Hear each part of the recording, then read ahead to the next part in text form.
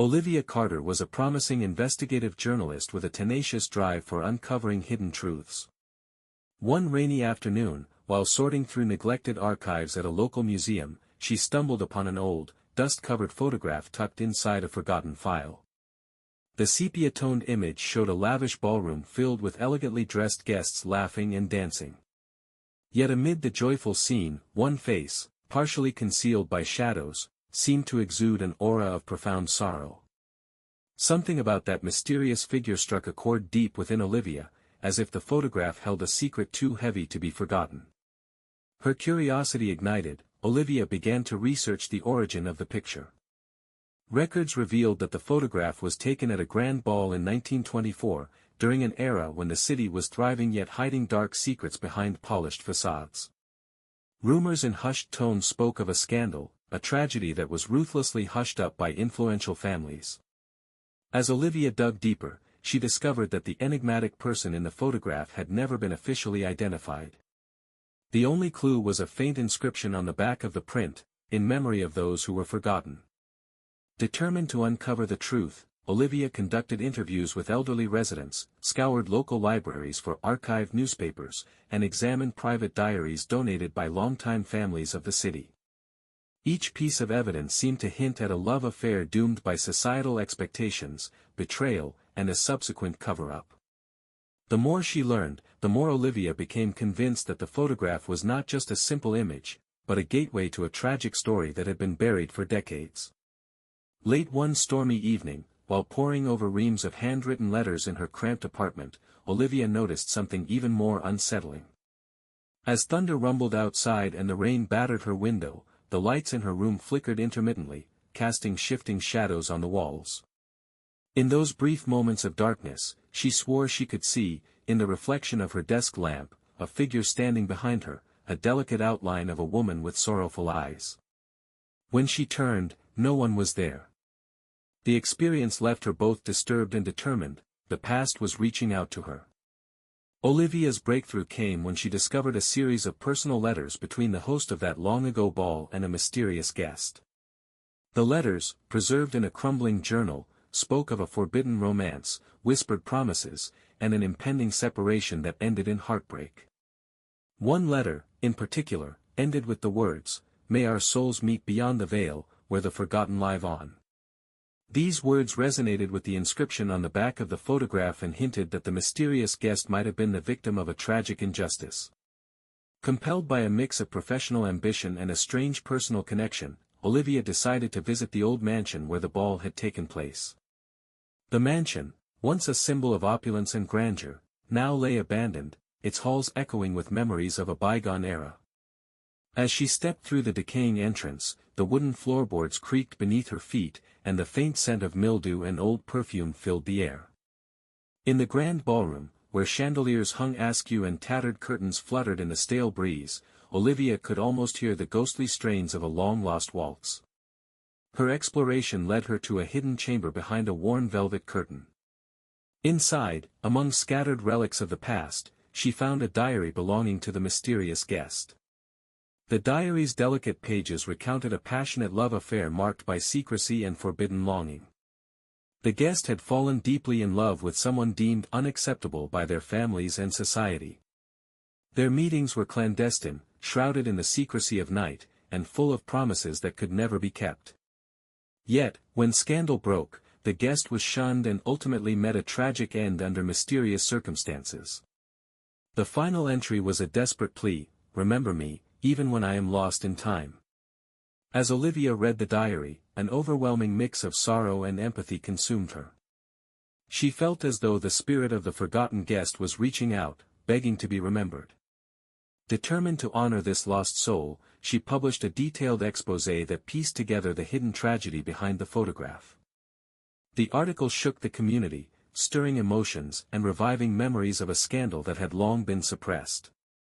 Readers were captivated, and soon the story became a local sensation. Yet, even as accolades and praise poured in, Olivia could not escape a persistent, eerie presence. In quiet moments after the article's publication, she began noticing subtle signs that she was not alone. In the reflective surface of a mirror, she caught fleeting glimpses of a figure, a pale, sorrowful face that did not belong to her.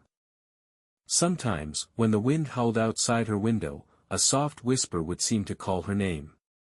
"I was here, remember me." These moments filled her with both wonder and dread, blurring the lines between memory and spectral visitation.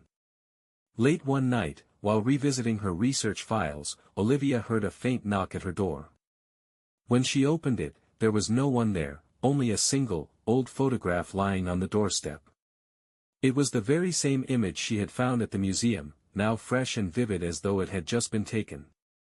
The photo's mysterious figure seemed to gaze directly at her, eyes full of longing and regret. The experience left her shaken, as if the past had literally stepped into her present. Despite the haunting events, Olivia continued her work with unwavering determination. She organized a small memorial event at the now restored mansion, inviting descendants of those involved and local historians. In a candlelit ceremony held in the grand ballroom, she recounted the tragic tale of the forgotten guest, giving voice to the silenced sorrow of a bygone era. The event was both cathartic and chilling. As the last candle flickered out, a collective murmur of acknowledgement and mourning filled the room, as if the very walls were echoing a long-lost lament. In the months that followed, Olivia's story transformed from a mere exposé into a lasting legend. The photograph, once a forgotten relic, became a symbol of lost love and unhealed wounds.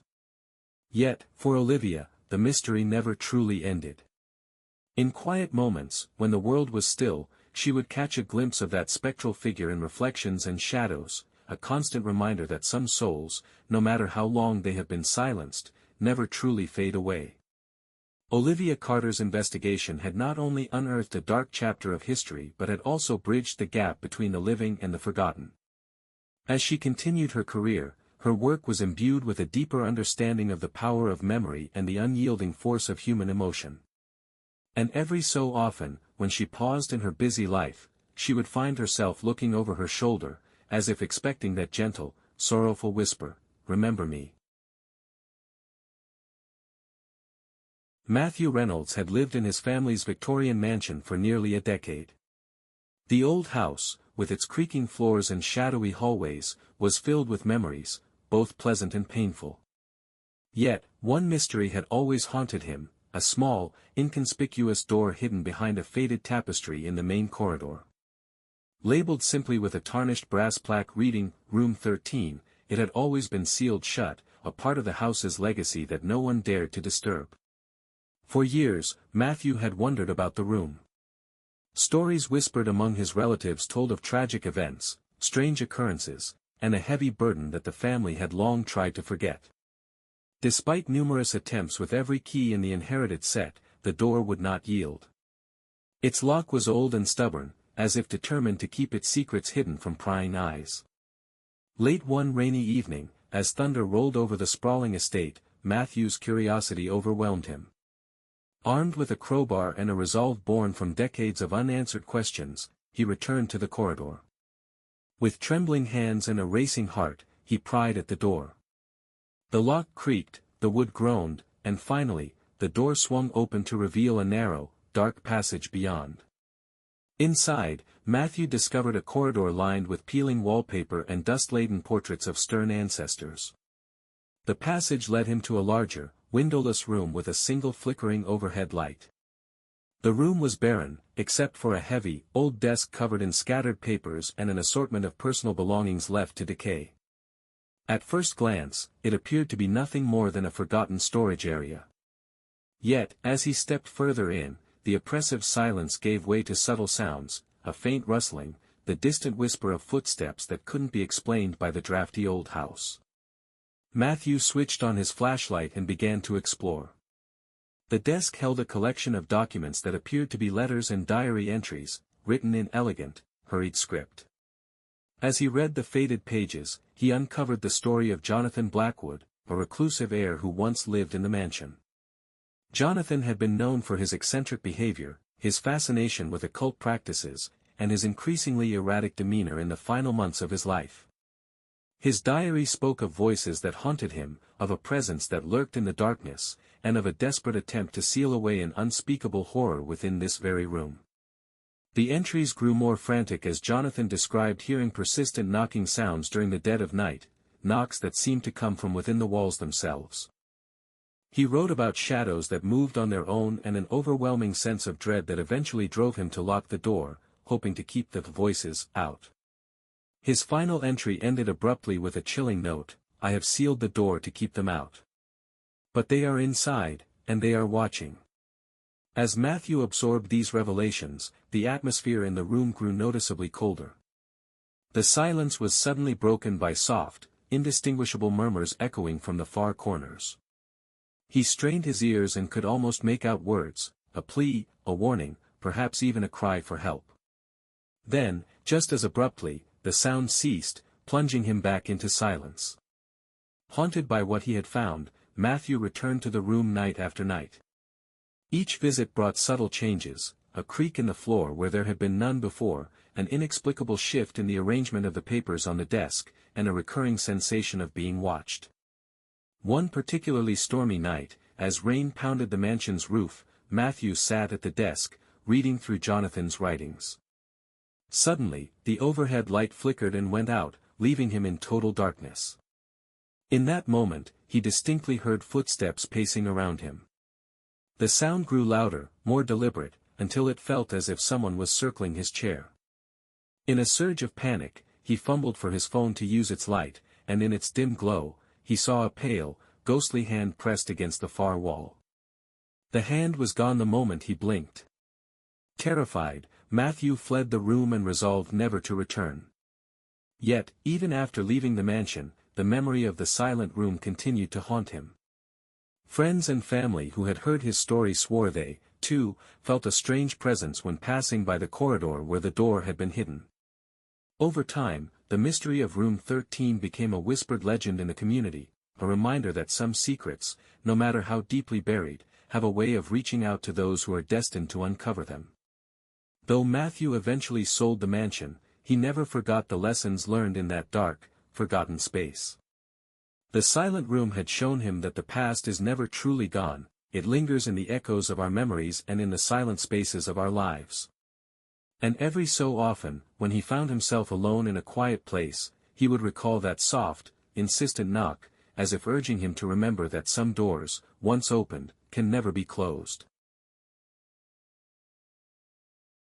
In the heart of a picturesque town steeped in history and shrouded in local legends, there stood an ancient statue known as the Weeping Guardian. Crafted from marble centuries ago, the statue depicted an angel with outstretched wings and a sorrowful expression. For generations, townsfolk had regarded it as a symbol of both protection and melancholy, a silent witness to the joys and sorrows of their community. However, one autumn, something inexplicable began to happen. It started subtly at first. A few early risers noticed tiny droplets on the statue's face that shimmered in the morning light. Most dismissed them as dew, but as the days passed, the phenomenon grew unmistakable. Every morning, fresh tears seemed to stream down the angel's cheeks, pooling at the base of the statue and glistening on the cobblestone square. No one could explain it. The air was dry, the weather unseasonably mild. Yet, the tears persisted. Local gossip exploded into fervent debate. Some believed the weeping was a divine sign, a message from the heavens or a warning of impending misfortune. Others whispered that it was the work of vandals, a cruel prank intended to shock and unsettle.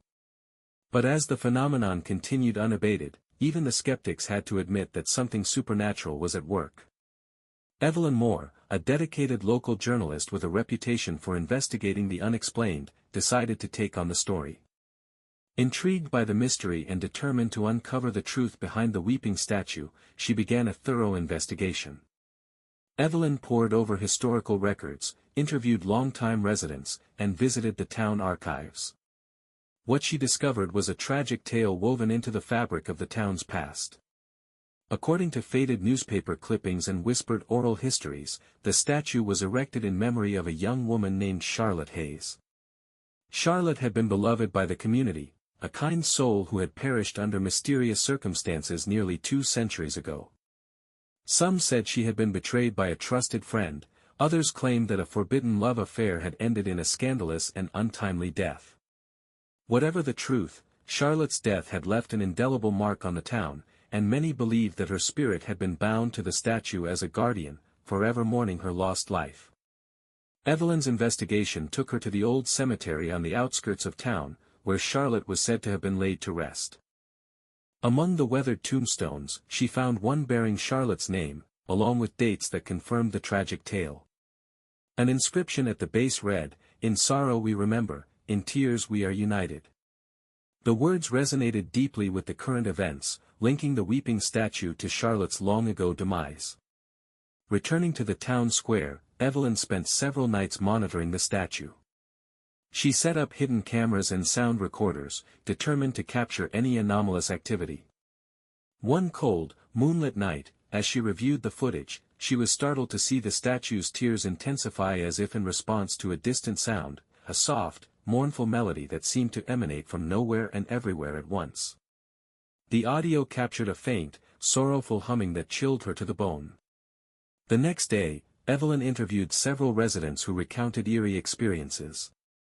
An elderly man remembered hearing Charlotte's lullaby late at night, while a local shopkeeper confessed that the air around the statue seemed to grow heavy and oppressive as dusk fell. One particularly disturbing account came from a teenager who claimed that, for a brief moment, he saw Charlotte's face appear in the marble, a visage filled with grief and longing. Determined to get to the bottom of the mystery, Evelyn delved deeper into the town's archives. She uncovered a series of letters written by Charlotte herself, expressing her anguish over a forbidden love and the betrayal that had led to her untimely death. The letters were passionate and raw, filled with pleas for forgiveness and declarations of a love that could never be. One letter ended with a desperate note, "May my tears wash away the sins of those who forsake true love." Evelyn published a comprehensive exposé on the weeping statue, weaving together historical facts, personal interviews, and the eerie evidence she had collected. The story captivated the town and soon went viral online, sparking debates among paranormal enthusiasts and historians alike. While many were moved by the tragic legacy of Charlotte Hayes, others remained skeptical, dismissing it as an overhyped local legend. Yet, even as the public discourse raged, the phenomenon did not abate. In the days following the publication, more residents reported inexplicable encounters near the statue. Some claimed to feel a warm, comforting presence, while others described an overwhelming sadness that seemed to emanate from the marble itself. Late at night, when the town was cloaked in darkness, a solitary figure could sometimes be seen lingering near the monument, a person in faded clothing who would vanish as soon as someone approached. For Evelyn, the investigation left her with more questions than answers. The weeping statue had become a symbol of collective grief and a mysterious connection to a past that refused to be forgotten. In quiet moments, as she sat in her small apartment reviewing her notes, she could almost hear a soft whisper on the wind, "Remember me, remember Charlotte."